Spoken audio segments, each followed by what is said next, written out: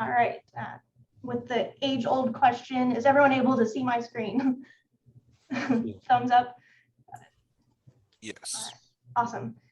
Well, yeah, thank you all for joining us for this family Zoom series. We are today talking about, if I can get my mouse going. We are talking about the SAM Center advising and registration. My name is Amanda Johnson, and I'm the Accepted Student Coordinator. I've got some information on here if you need some more information or need to contact us, but I'll bring that up again at the end as well. So we'll make sure we're covering all the bases to answer any questions that you or your students might have. So let's just kind of get into things here. I do want to introduce the presenters that we have on the call with us today. We have Betsy Stoltz here with the SAM Center, the Student Advising and Mentoring Center. So she'll be sharing about all things advising and that really important step that is needed to ensure that your student is able to get registered. We also have with us Mary Lou Hernandez and Zachary Dahman with the Registrar's Office. They will be sharing about all things registration for classes, information about the TSI, and just lots of valuable information that your student would need to know. And so, one thing I also just forgot to mention, this Zoom session is being recorded and it will be saved. If you've been on the past 2 Zooms that we've done this semester, I know I keep saying that the Zooms have been recorded and they'll be posted to the website. If you've been on the Accepted Student and Bearcat Orientation website recently, you might have seen that the Family Resources page has kind of been updated. But unfortunately, at this time, those last 2 sessions have still not been added on there. My goal is to get all of that squared away and get those 2 and this one updated on there by the end of this week. So I would say, go check out that Family Resource page on the Accepted Students and Bearcat Orientation webpage if you haven't been on there yet. And there'll be some links to that later on. So just to talk about, what is it that we're gathered here to talk about today? It is advising and registration. So some things that you can expect, just some information about academic advising, the process of it, the requirement to be advised, those services that the SAM Center provides, and what are those important dates. With registration, we're going to learn about information on TSI, just general TSI information and the requirements for that. The registration process and any important dates that come with registration. And of course, there will be opportunities to ask questions. You're welcome to, as our presenters are sharing, if you have questions, you can type those into the chat and I will do my best to monitor that as we go along, but there will also be a time to ask questions or answer those chat questions after each of the presentations. So with that to say, let's just move on and I'm going to go ahead and ask Betsy to share her screen and we'll hear about the SAM Center.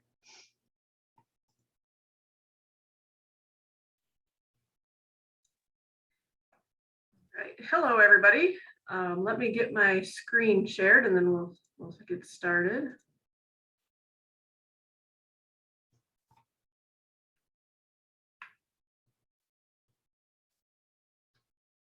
All right. Is everybody able to see the SAM Center screen?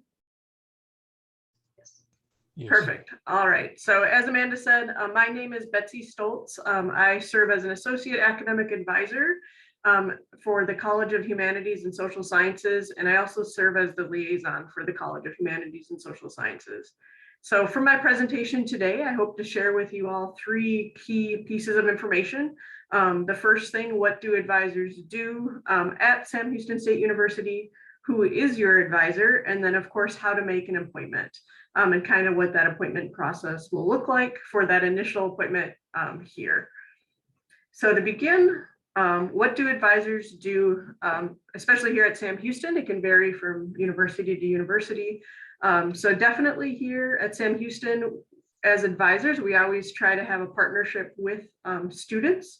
And so we kind of serve a few different roles, definitely to help connect students more to different resources on campus, and then also to help identify possible majors and minors. So during that initial appointment, when students come to their first appointment. A lot of times a question that an advisor will lead off with is what they hope to do after graduation.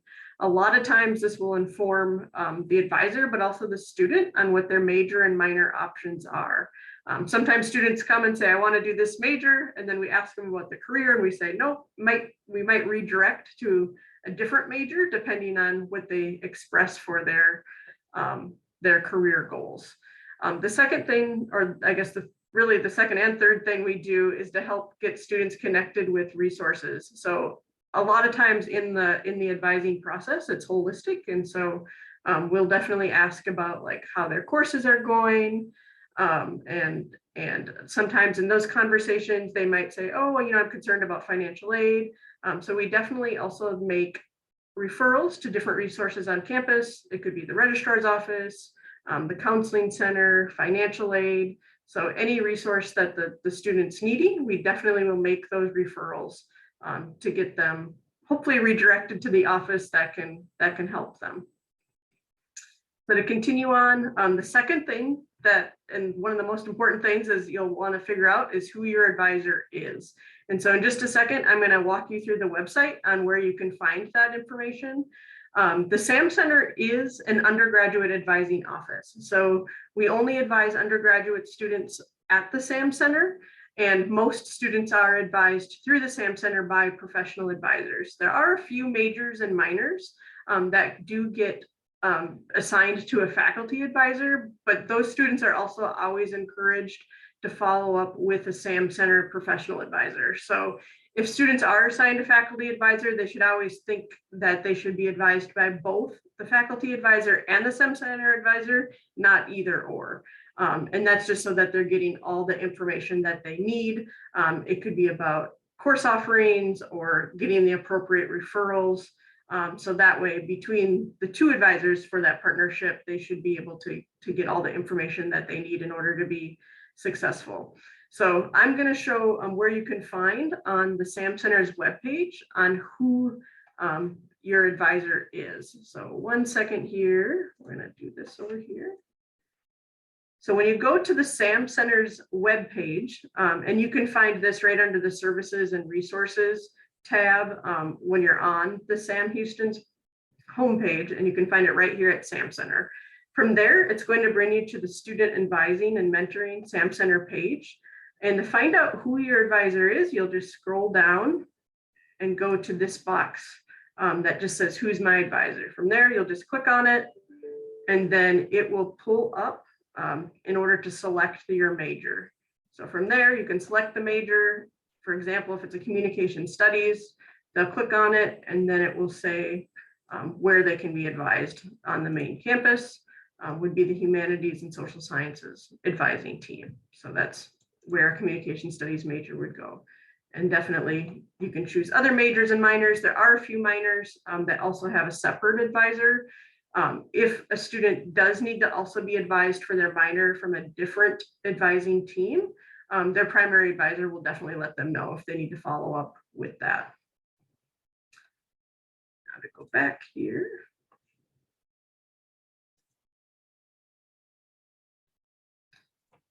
The next thing that's important to know is that advising is a process. So it's very important that students take an active role.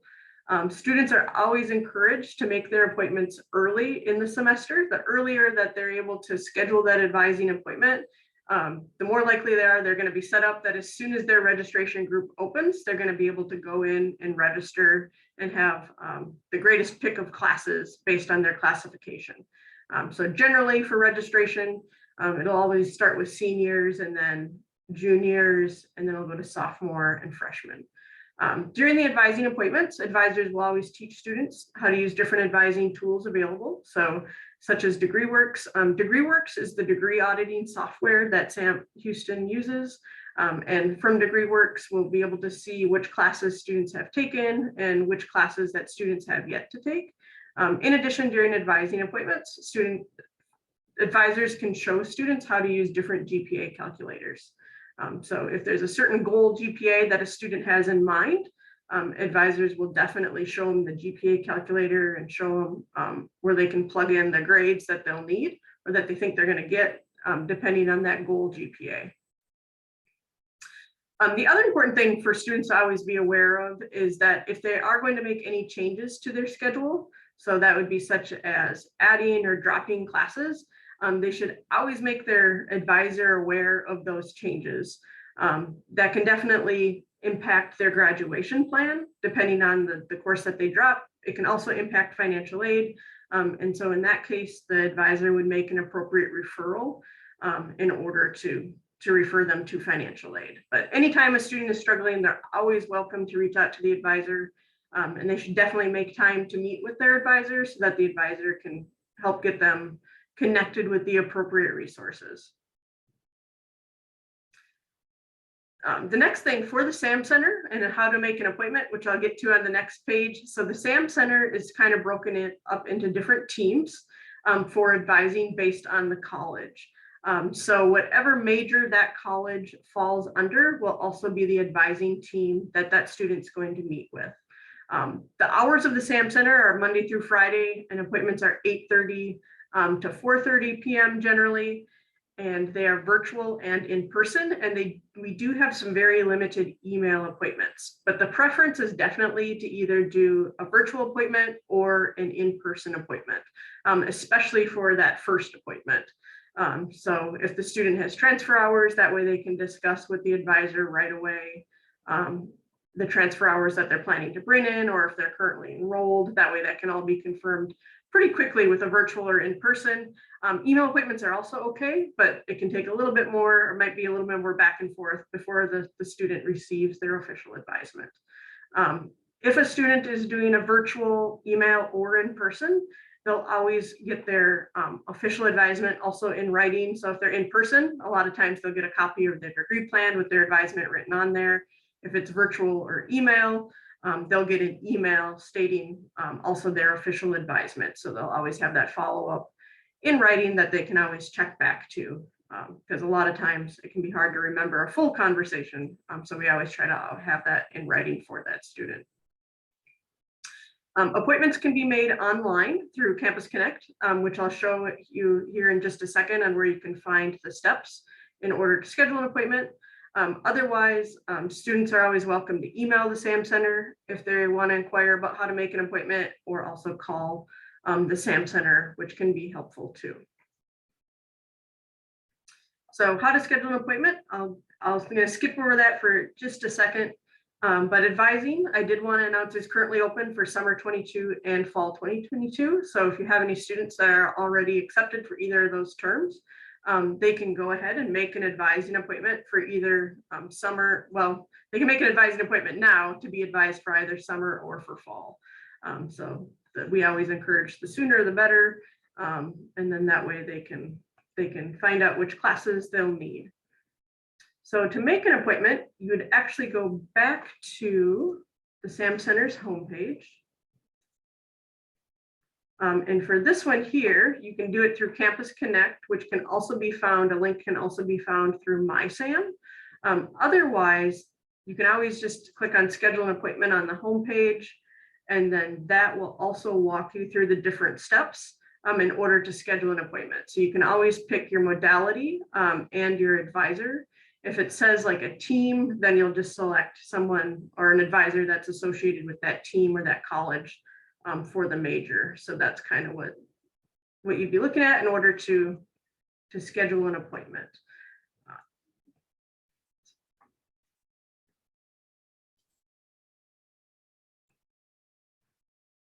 And then just to add a few other pieces of information, some things that are important to bring to your first advising appointment would be, of course, any questions you have for the advisor, any type of transfer work that you might be bringing in. So that can be, you can actually bring unofficial transcripts with you or email them to the advisor ahead of time so that they're able to take a look at it. And then also if the student is planning to bring any like AP or IB credit, definitely will want to mention that to the advisor, or let them know that, oh, I'm going to be taking the exam for this AP test, so that they're aware during the advising appointment. But with that, I would like to open it up. If anybody has any questions, I'm happy to answer any. Awesome. Thank you, Betsy. We do have a few that came through in the chat that I think you Sure. could probably answer pretty easily. Like why or who would be assigned a faculty advisor? Can you kind of give more of an explanation on some of those faculty advisor situations? Sure. So a lot of faculty advisors are assigned to programs. Since I advise for the College of Humanities and Social Sciences, I'm not sure of the exhaustive list on who has a faculty advisor, but I do know, for example, like a lot of times music will meet with a faculty advisor, and so will theater, and chemistry will also. And I believe that is because they want to verify that the students have the necessary skills in order to move on to the next course. So a lot of times those departments will have very specific things that they need to know to make sure that the student is ready to move to the next one. And then, so someone asked if their daughter needs to change her major, should she go to the advisor for the major that she's listed as, or the one that she wants to switch to? They'll want to go to the major that they want to switch to. That way, that advisor right away will be able to go through the degree plan with them and let them know like how many credits they would have left if they went to that major and what the timeline might look like depending on the sequence. So we always recommend that they should go to the advisor for the major they plan to switch to. And then that way they can decide after meeting with the advisor if they still want to switch, or maybe if they want to look into other majors yet. And kind of along the same lines with that, if say maybe they're interested in 2 majors and trying to decide, is it best to meet with both of those advisors from the different majors to kind of narrow down? Yeah, nope, I would definitely recommend meeting with both advisors. That way they can get information for both majors and see, how many credits they would have left. Also have a conversation about what they hope to do after graduation. So career-wise, that can definitely too help them decide which major they want to go with. So I would definitely recommend meeting with both. And how about, are parents or family members invited or allowed to attend advising appointments? They are, as long as the student makes the okay, that's fine. So as long as the student says it's okay, then the parent or family member is allowed to also be in the appointment. Okay. And there's a question about if a student can be advised if they haven't officially registered. I'm not sure if you're asking if they haven't been officially accepted, or because they would not be able to register until they've been advised, correct? Is that right, Betsy? Yeah, yep. So they can definitely make an advising appointment as a prospective student if they haven't been accepted yet. We're always happy to sit down with students and let them know like, hey, this is what the degree plan looks like, but you wouldn't be able to register until after you've been accepted and advised. Gotcha.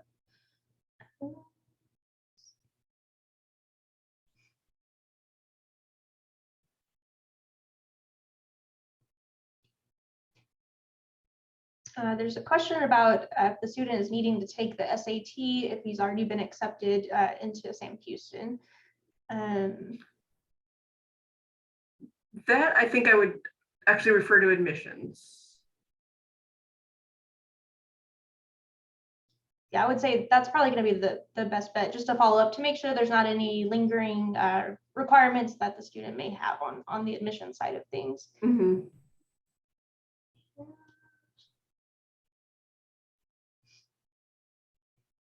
And there's a question about, will my son keep the same advisor that helped him in the process to transfer for fall 2022 from his current college, or will he be assigned a new one once fall registration opens up? So they definitely can keep the same advisor. So students are welcome to schedule with the same advisor for every appointment throughout their career here at Sam Houston.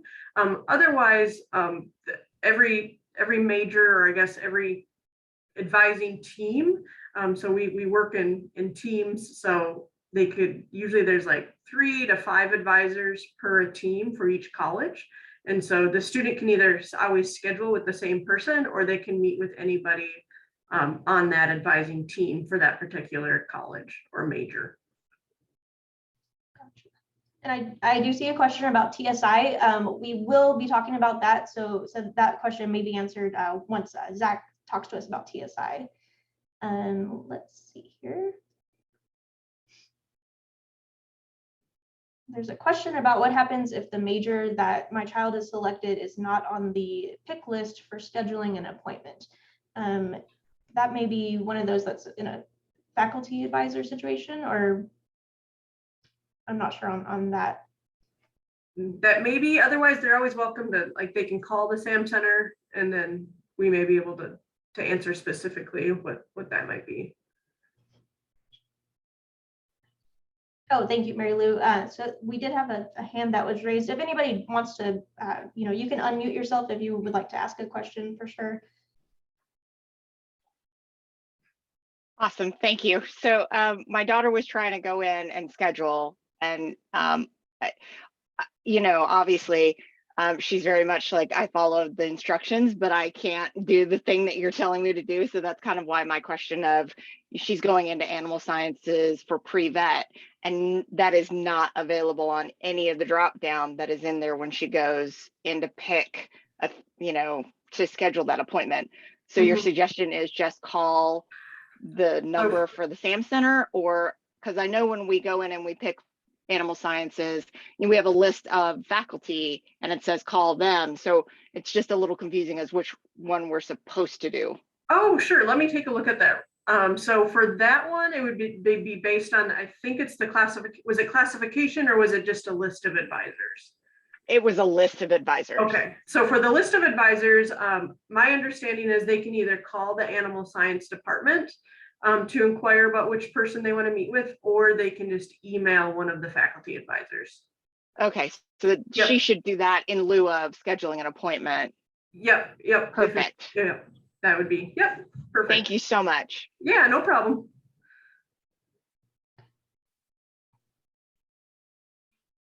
Hi. Oh, go ahead. So my daughter, she met with I guess her advisor, and they gave her a printout of all the classes to satisfy her degree program. But it's just kind of a big generalized list, and it's not broken down into semesters, so we don't know what to register for the first semester when registration opens up. And she printed it out, I guess, without her AP on-ramps and dual credit courses. So is it going to take another advising meeting before we can actually figure out what she can register for, because she hasn't technically completed some of those AP and dual credit and on-ramps for her senior year? I guess, like, does she need an official transcript before she can register, or know what she'll need to register for in the fall? So my recommendation would be is to have your student follow up with the advisor, and they can even follow up via email. So in that case, like, they could send the unofficial transcript to the advisor, and then the advisor can review it and kind of slate in where the classes should fall officially based on the transfer course equivalency guide. But students can definitely register even if they still have courses in progress. So they'll just want to clarify with the advisor specifically which classes they should make a priority. All right. Just to keep with our time and make sure that we do have time for our registration folks to share their presentation, just to answer two more questions that I do see on here. If a student is undecided on their major and you're trying to figure out, who do you need to schedule your advising appointment with, Betsy, what's the best thing to do in that situation? So I would definitely suggest making an appointment with the team or the advising team that you think you're most likely to major in. And then they can definitely have a conversation with you about, like, what that major would require. And then they can also refer you to a different advising team if it strays off to, like, a different college for a major. So I would say definitely schedule with the major that you think you're most likely to do. Awesome. And then just a question about being accepted to Sam Houston, but not committed to Sam Houston yet. And when does that need to happen by? I would say, for us at this time, the way to show that you are coming to Sam Houston is to go ahead and get advised, meet with an advisor, get a plan for the semester, And then once you go ahead and register for those classes, that is your way of kind of locking in that you are ready to go and attending Sam Houston. So, okay, at this time, let's go ahead and I'm going to have Zachary share his screen, and we will learn all things TSI. All right, good morning, everyone. My name is Zachary Dahman. I'm the TSI coordinator with the Office of the Registrar. So I'm just going to be giving a brief overview of the Texas Success Initiative, also known as TSI. And I did see someone already had a question about what is the Texas Success Initiative. So basically the purpose of it is for incoming college students, for it to serve as a tool to determine whether they're college ready or not college ready, and what those statuses mean for students. If a student is determined as college ready, they are not required to take any developmental coursework, while students who are determined to be not college ready may need to enroll in developmental coursework, which they will take either with their core math or they would take with their English 1301 coursework. And the Texas Success Initiative is broken down into 3 subject areas that students need to provide placement scores for. So those are the reading, writing, and math sections. And there's 2 main ways students can provide placement scores. So the first we'll be looking at today is exemptions, and specifically standardized test exemptions, which this is what most students who receive an exemption fall under when they qualify for them. And so students who receive an exemption are determined to be college ready. So for the ACT exam, a student, and the exemptions are broken down into subject areas like were previously shown. So for a student to be exempt from the math portion of the TSI based on their ACT scores, you can see in the slide that they would need a score of a 23 composite or higher, and then a 19 in the math. And then to exempt the reading and writing portions based on their SAT scores, they would again need a 23 composite score and a 19 in English. And then also students can use their SAT scores to receive exemptions. And once again, that's going to apply based on subject areas. So for a student to receive an SAT math exemption, they would need a score of 530 or higher in the math SAT. And then for reading and writing, the student would need a score of 480 or higher. So the other way, if a student doesn't receive a placement from one of our exemption placements, that they can still receive placement scores is actually through taking the exam known as the TSI assessment. And so students, this, just like we mentioned previously, it's going to apply for math, reading, and writing. So on the slide, you can see the scores for the TSI assessment that can make a student college ready in math. So if they take the exam and they receive a 950 or higher in the math section, or they receive a 900 to 949 in the math section and a diagnostic score of 6, either one of those would make a student TSI college ready in math. So if a student did take the test and they didn't receive those math scores, they would receive a placement of not college ready. And that's where they would fall into that category of possibly needing to take developmental coursework for their core math. And then additionally, the TSI assessment can be taken for students to receive a placement for their reading and writing sections. Now, this portion of the test is called the ELAR, which stands for English Language Arts Reading, but it's for their reading and writing placement scores. And so for a student to receive a college-ready placement for that portion of the exam, they would need a 945 in the multiple choice ELAR section and an essay score 5, or alternatively, if they make a 900 to 944 in the multiple choice ELAR section, an essay score 5, and a diagnostic score of 5, they would be college ready. And then any students who do not meet these criteria would again be not college ready for the reading and writing areas of the TSI. And it just means they would need to take possibly a developmental course with their English 1301. So Sam Houston does have a way for students to view what scores we have on file in terms of a student's TSI placement. And the way a student can view that is they'll first want to visit the Sam Houston State website, which is shsu.edu.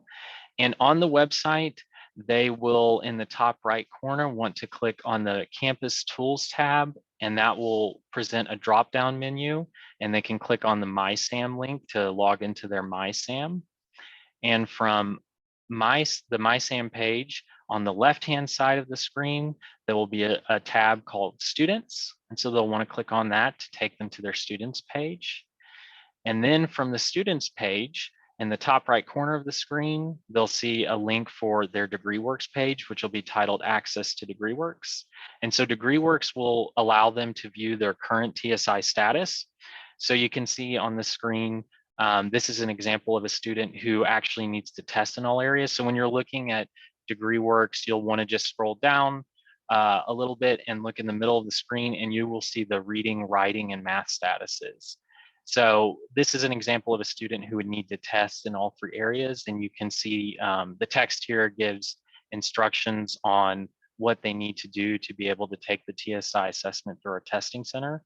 And so basically, in the event that your student does need to take the TSI assessment, they would need to watch their pre-assessment activity videos, which just give them some information regarding the TSI assessment before they can schedule the test. So if your student does need to take the test, you can take it through our testing center. And in order to start that process and watch those pre-assessment activity videos, you will again want to visit the Sam Houston State website, so shsu.edu. And just like previously before, when we were viewing the TSI status, you'll again want to, on the main page, click on the Campus Tools tab, which is in the top right corner.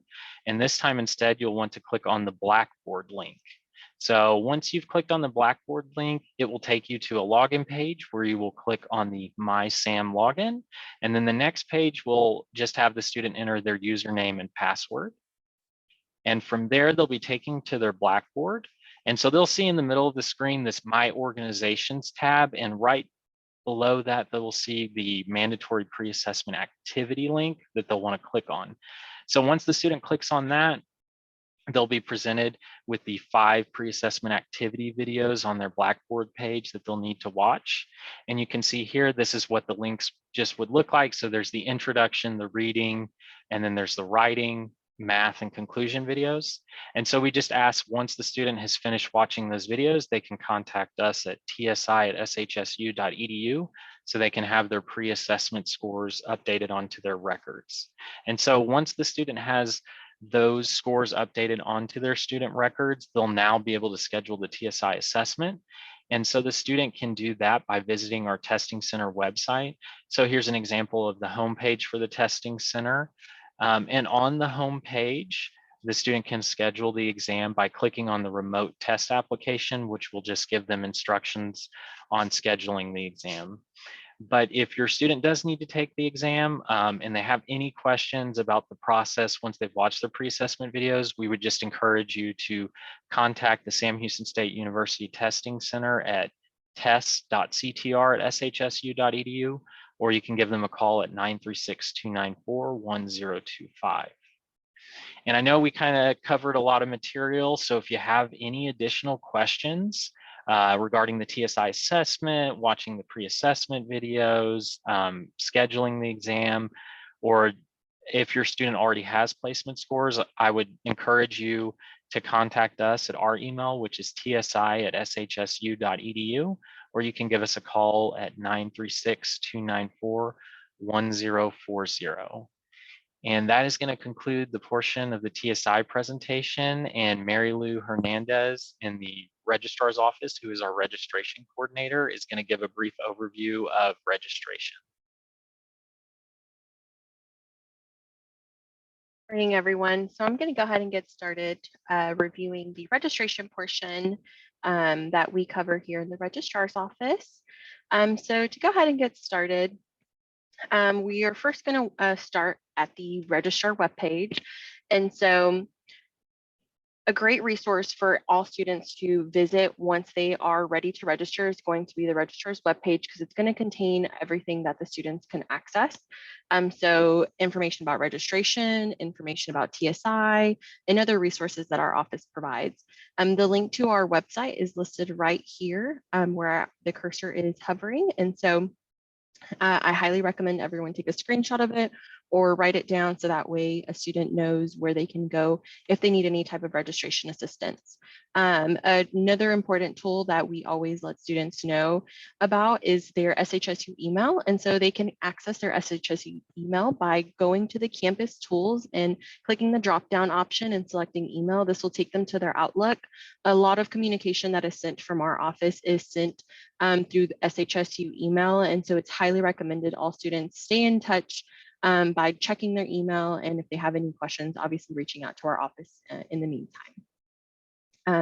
So to transition a little bit to important dates and calendars. So when you visit our website, we do have a section specifically for important dates and calendars, and each kind of hyperlink you can find different information.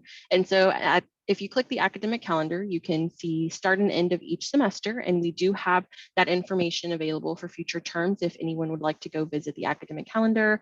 We have dates of when advisement begins, and we also have information such as payment deadlines. Additionally, if students click on the registration schedule hyperlink or the open close dates for registration hyperlink, they can view when registration opens and closes. It does open and close periodically throughout the term due to other processes that we run in our office. So it's highly recommended students take a look at those whenever they are preparing for registration, so they know when their time ticket is open and when they're available to access registration at that time. Additionally, there is an add, drop, and resignation deadlines hyperlink that we have on our website as well. This is super, super important for students. We constantly get students after they start their first class, them wanting to drop courses or maybe add additional courses for whatever reason, or maybe they're just experiencing hardships and need to withdraw completely from the university. The add, drop, and resignation deadlines link can provide great information on every type of add drop that a student can do at our university and what that looks like and how that will financially impact and educationally impact the student.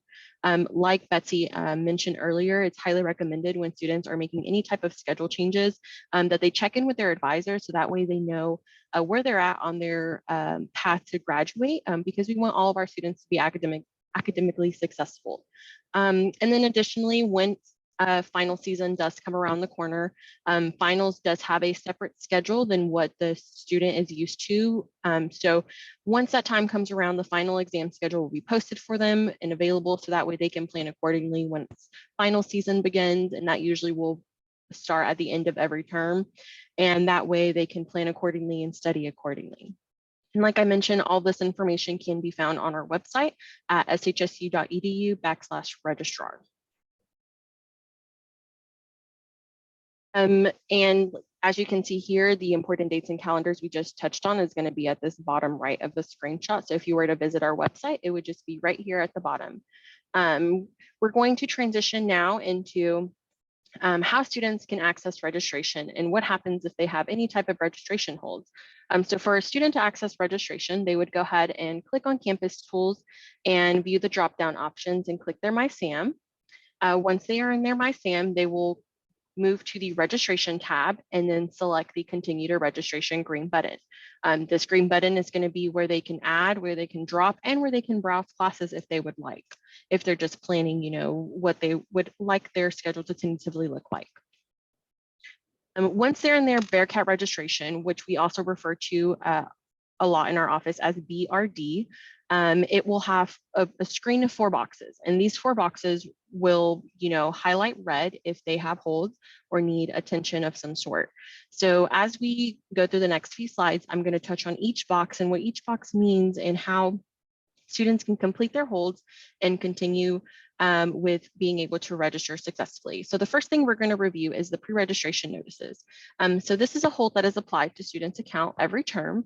It is just a general questions of, will you be employed this semester? Do you plan on living in Walker County? It'll ask students how they would like to sign up for their payment plans, or if they'd like to pay in full prior to the following term, whatever term they're registering for. This is a term-driven hold, so which means that as soon as advising opens, this hold will be attached to students' accounts. So that way they can go in and complete this. And it is required every term and semester. So if we ever do have any students who are having issues, or maybe their box is highlighted red, that may just be mean that they need to complete their pre-registration notices. If they select complete notices, it'll bring them to this screen right here. And this is what it'll look like. And like I mentioned earlier, it'll ask them some generalized questions just so we can collect some information from our student body. The next box we're going to kind of move over to is going to be registration holds. And so let's say that the student is still needing to be advised. So when a student clicks view holds, and as you can see, it's highlighted red because it needs attention. You can see here that, there are some things that require my attention. So let's say that, you still haven't been admitted. So, you're going to require admission prior to being able to register. And then if you have not completed your pre-registration notices, it will also list that you have not completed the pre-registration notices, and this will affect the student accessing registration. The pre-registration notices is the most common hold. However, there could be other holds preventing registration, such as advisement holds, cashier's holds, Title IX, and other holds that can pop up between the moment a student is accepted to the time it is time to register for classes. However, if there are any other, if there are students who do experience issues and don't understand what their holds are interpreting or what they need attention to, feel free to always direct the student to our office, and we're happy to assist them and walk them through on any holds they need to clear. Next thing we're going to touch on is the registration time box in the BRD screen. So the registration time box is going to be super important for students because it'll list their time ticket once they've been advised. And so as you can see here, this is an example of a student who has not been advised. So their registration time is going to say action required. And when they click on the action required, see details here, it'll bring them to a announcement that basically says that you do not have a registration time ticket for this semester for one of the following reasons. And so if the students fall below any of these reasons, then they would need to meet with their advisor.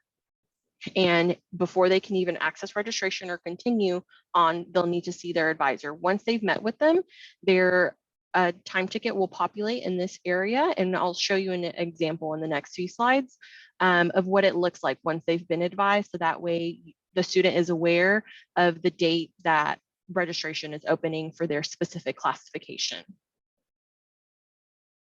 And lastly, the last box on the Bearcat registration dashboard is going to be the need to know items. And these are going to be some basic acknowledgements that we would like for students to acknowledge when they're reviewing the information prior to registering. So it has information regarding financial aid and advising and just some generalized statements. So students are aware that we have resources in place, we have things available for them if they do run into any issues or if they have any questions. And we just ask that they acknowledge that they understand that, these resources are available for them. And so this is required. And as you can see here, since I have not completed it, it will highlight in red. Now you're probably wondering, what does it look like once all of your holds have been taken care of and you can access registration? Well, once all of your holds have been taken care of, your pre-registration notices box will then reflect that you've completed your notices. Your holds will say you have no holds preventing registration at this time. And then your registration time ticket box will update with the appropriate time ticket that each student has. And so for this specific student, her summer registration will open March 31st at 4 a.m. Our registration calendars are posted to our website. And so if you need to know when freshman registration opens, feel free to refer to our website for that information. And for the fall semester, she is going to be able to register as of April 14th, 2022 at 4 a.m. And so lastly, as you can see, her need to know items have also been taken care of. None of the boxes are highlighted in red. That's how you know that they've been taken care of. And now she can access the add drop classes link down here.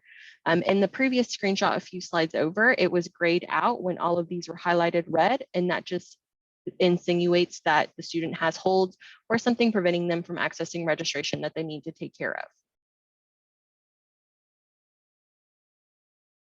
And so we do have registration tools for students who are just oncoming to campus or who are new to college in general and need some guidance. So our webpage does have registration guides, it has how-to guides, it has resources for if a student starts experiencing error messages and solutions to those error messages once registration does open for them. And so what you would do is you'd go to our webpage, which can be found under services and resources as well. And you would just click on registration. And so once you click on registration, it'll take you to our registration webpage. And this is a different link listed here. I recommend everyone make note of this link as well. In the slide previously, it was the link to the registrar webpage. However, this direct link will take you to the registration webpage here. From this webpage, students can also access their Bearcat registration dashboard as long as they're logged in. Already, it'll directly take them there. And if they're not logged in, it'll prompt them to their login page, and it'll then send them to their Bearcat registration dashboard that we just reviewed. Now, let's say that you need some help registering. So if you click on the drop down for register right here, it'll give you how to register, how to plan ahead for your courses, how to drop a course if you're curious, and then resigning from all courses, which is basically withdrawing from the university entirely. So this is great information for students to have because as they are working through this term, they need to have these resources at hand. So that way, if they have any questions or if they have any concerns, they have some material to reference. And then, like I mentioned earlier, once registration is open, there are some times where students will run into error messages or they'll run into complications when they are actually in the registration program. And in that case, we have provided a error and solutions guide for them that's on our registration webpage. They can also access, and on our registration webpage, they can also access the registration schedule. If the student was accepted on probation or any type of suspension, it has information regarding that. And then lastly, information regarding audits and exemptions. So we do offer some exemptions here for students. And if there are any questions regarding audits or exemptions, feel free to reach out to our office and we're happy to walk through the different options students have. But the main two that we always refer students to is the how to register link because it has all our how-to guides and then the registration error messages and solutions. We're now going to transition into DegreeWorks and touch on it a little bit just because a lot of what our office does and helps students with is viewing their degree plans. And so their DegreeWorks is a really helpful tool and can be found in their MySAM. And they can check their classification, they can check their academic standing, they can check their registration hold. So if they had any type of hold like their pre-registration notices hold or an advising hold, it would be listed here. If they've earned any previous degrees, it'd be listed here. If they were awarded any associate degrees would not be listed in the previous degrees, only bachelor's degrees would. So let's say students earned a bachelor's degree already, it would be listed here. However, I know as an individual who went to an early college, my associate's degree did not present itself here. However, once you earn an actual bachelor's degree, it will. And then it'll give you the overall hours that have, transferred over, the hours that you've taken here at SHSU. And then it also will include information regarding their major and minor, and that's super important for us to be able to help them so we can understand, okay, this specific student is a criminal justice student. So we have to put in kind of our criminal justice troubleshooting hat and see, okay, what issues are you running into? How can we help you get into your courses? And then lastly, it's going to contain all of their GPA information. So in our office, we are the office that updates classifications and GPAs, and all of that is updated usually a week after finals. So academic standing, GPA, classification, all of that is updated within our office, and we update that almost a week after finals have been taken. Sometimes that week can be delayed due to, professors not turning in grades on time and issues of that nature arising. However, this is a great resource if they ever have questions on when their registration, time ticket opens. They're a junior. Okay, so let's look at what time juniors registration opens so they can have a generalized idea of where to look at. And then next, another really good resource for DegreeWorks is the notes section. And so the notes section is going to have a summary of the students' advising appointments. So if any students have already been advised, those advising appointments will be listed here. And additionally, change of majors and substitution statuses will also be displayed here. So let's say that you initiate a change of major process with the SAM Center.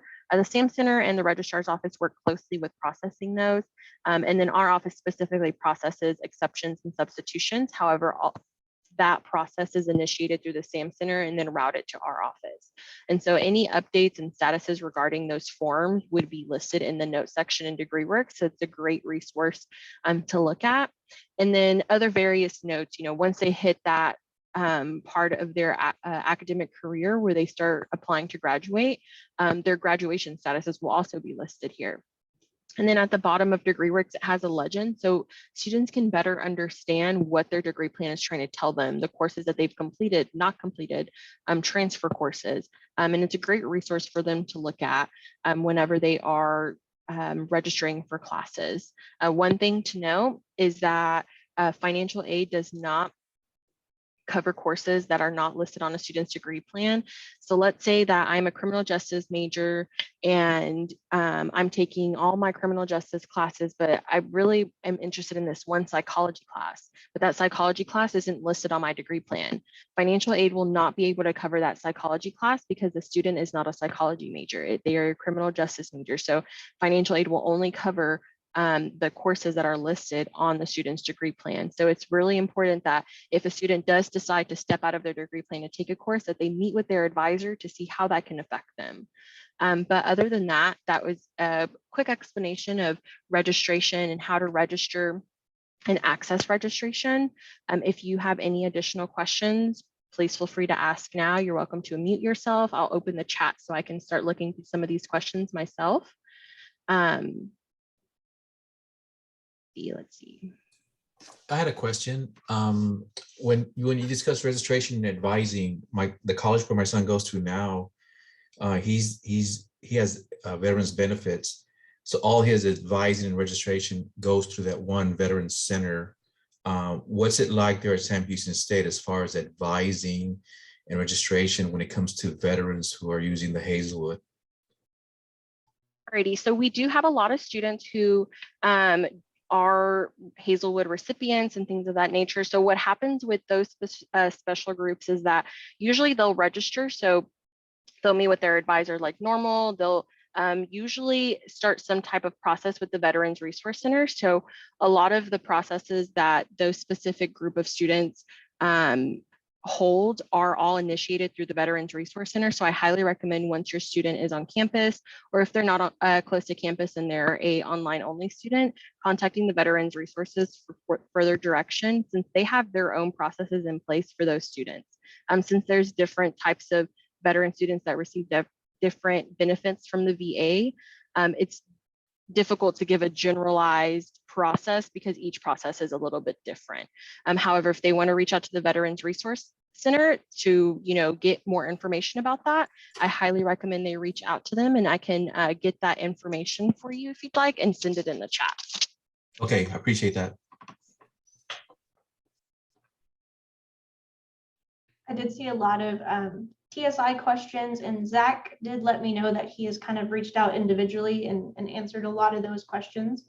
And I've worked through some of the questions regarding some of those holds that your students might be having that are preventing registration, such as the immunization hold, and the directions there would be to get onto the Student Health Center webpage and upload those immunization records to the students. Everyone has a patient portal, and so the student would upload it there.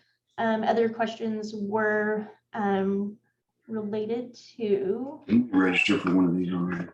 I saw one regarding dual credit, regarding if they would apply to student's degree plan.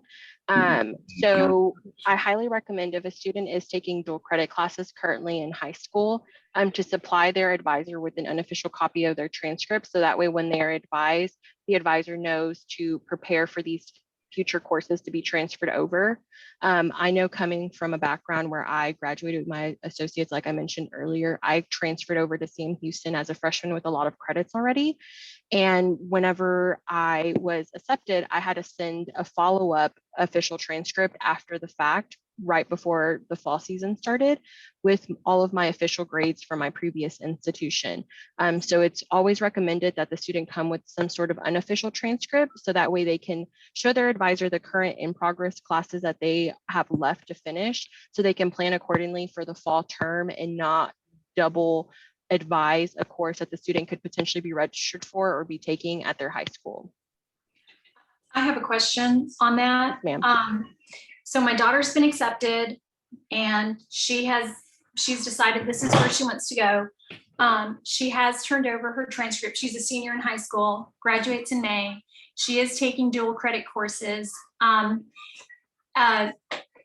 We believe, based on her SAT scores and her transcript, that she would be exempt from TSI. We can't seem to get verification that her SAT scores were received by Sam, because she was even thinking about applying to the honors college. She got form that she qualifies basically, but nowhere on the website can you apply. And she hasn't received any kind of, even though she did email the honors college, she hasn't received any kind of notification that, oh, okay, yeah, we got that. Yeah, so each department holds their own processes for each. So what I can do is, if you want to send me an email or send an email to have the students send an email to the registrar's office, and we can try to get in contact with the honors college to try to see what their process looks like. If there's no information already posted to the website, it may be that they're in the works of doing it, since it is still a little bit early in the summer and fall terms. The planning of those usually start happening around this time of year, March. And so I don't know if maybe is it just that they haven't posted that information yet and it's soon to come. But I can definitely check on that for you if you send an email to the registrar's office, and we can go ahead and supply everyone with our email, so that way everyone has a way to contact us. That way, if they have any questions, we can follow up with everyone. Okay, and on that note, how do we find out about any merit aid that she might qualify for? Do we contact just the financial aid office? Because like I said, everything's been sent, but we don't have verification that anything's been received. Yes, ma'am. So with financial aid, in any merit aid you may have questions about, they would be your best direct contact for that information, just because they are the subject matter experts in that specific field. And so if you need their contact information, like I said, I can go ahead and drop that info in the chat, and so you can save it and give them a call when you have a moment, okay? Okay, that sounds great. Thank you. Okay, we are coming to the end of our time here. I'm going to share one more screen really quick.